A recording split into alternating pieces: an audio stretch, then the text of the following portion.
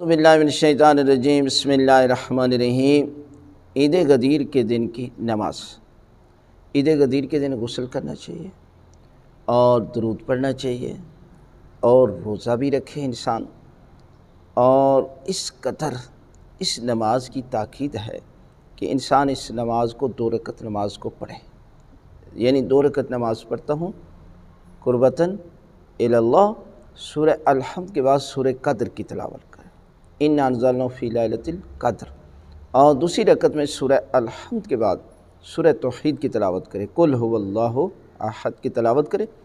और उसके बाद दुआए कनूत मांगे और रुकू और सजूद, नमाज को मुकम्मल करने के बाद तस्बीह का ज़िक्र करे, दुआ मांगे और दुआ के बाद सजदा शुक्र में जो है वो 100 मरतबा शुक्रन शुक्रन शुक्रन लिल्लाहि शुक्रन लिल्लाहि, ठीक है, यानी 100 मरतबा ये ज़िक्र करें तो परवरदिगार जो है वो इसके नामाए अमाल में परवरदिगार जो है वो बहुत ज़्यादा, यानी इस कदर के जिसको ईद अकबर कहा गया, और उस दिन मौला कायनात का वास्ता देकर इंसान इस नमाज को पढ़ता है तो परवरदिगार जो है वो इसकी दुआएं कबूल करता है।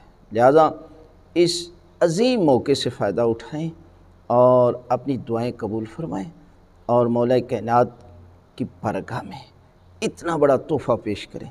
जब आप तोहफ़ा पेश करेंगे तो परवरदिगार आपको मौला अली के सदक़े में आपकी सारी हाजतें कबूल फरमाएगा।